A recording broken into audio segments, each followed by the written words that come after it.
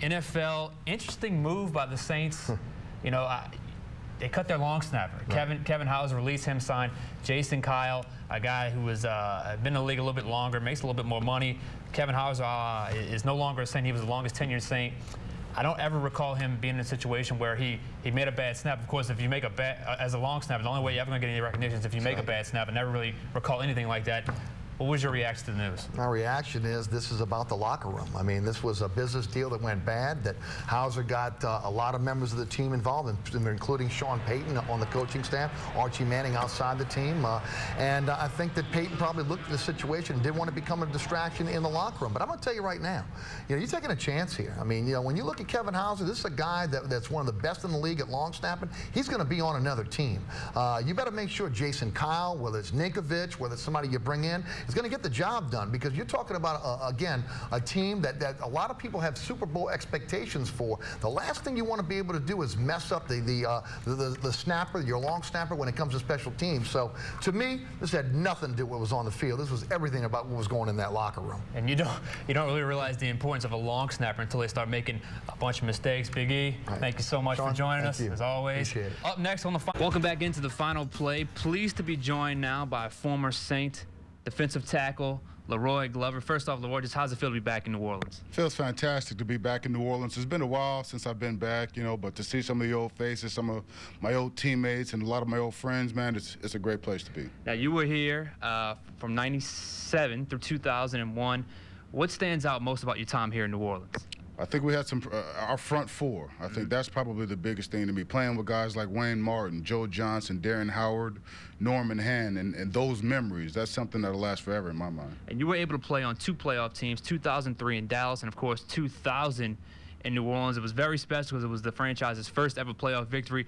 What was that year like for you? And it was also a good year for you as well. Yeah, that was an amazing year. I mean, as a team, obviously, we were able to go to the playoffs. We beat the St. Louis Rams at the Dome for the first playoff win. The defense was excellent that year. I think we were ranked number 4 in the NFL and number 1 in sacks. Our offense was solid as well. I mean, once again, you know, now that I'm retired, those are sort of the moments that you look back on and they're really going to stand out in your mind as one of the high points. Now, you came into the league as a 5th-round draft choice by Oakland, ended up with the Saints. Incredibly durable throughout your career. I saw you only missed maybe 4 or 5 games throughout your career. Did you ever think your career would turn out this way? I mean, it really is a pretty good story. You couldn't have made it up. I mean, I couldn't have made it up. I mean, starting off with the Oakland Raiders my rookie year, going to play in the World League in Barcelona, Spain, then coming back and, you know, like you said, going 12 seasons straight without missing a game is you don't see it at any position, especially at defensive tackle. So it's extremely humbling. Absolutely. You left the Saints after 2001, still were incredibly productive, made 3 more Pro Bowls in Dallas.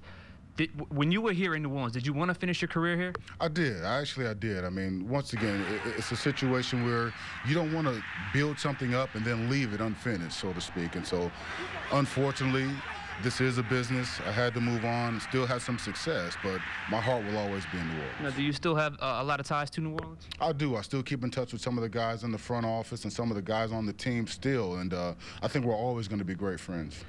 And getting back to that 2000 season, you had 17.5 sacks. It was second most by a defensive tackle in NFL history for a single season. Was the fact that you were more of a pass-rushing defensive tackle, the fact that you had a specific niche, do you think that helped you throughout your career? I think so. I think not only that, but just the ability to do everything well. You know, it's always been people try to put a knock on me. Maybe I wasn't the biggest or the strongest guy, so I couldn't do certain things, but I showed that I could play the run successfully. I showed that I was durable, and I showed that I can definitely get after the quarterback. And so I think if you can do a lot of things well, it just adds to your value. In 1999, I believe you were voted Saints Man of the Year, if I'm not mistaken. How important was that to you to not just be a football player, but also be a part of the community and part of the New Orleans fabric of the community? Yeah, that was huge for me. My time here, I worked with the Children's Hospital of New Orleans, and I've worked with Big Brothers and Sisters, Boys and Girls Club, YMCAs, all these programs I tried to get involved with as soon as I touched down in New Orleans, and put a lot of smiles on people's faces and had a lot of good times doing it. Coming out of San Diego State in the 5th round in 1996, he ends his career 37th all-time leader in sacks. Leroy, thank you so much for joining us. Appreciate it. Thanks for having me. And we'll return to the final play right after this.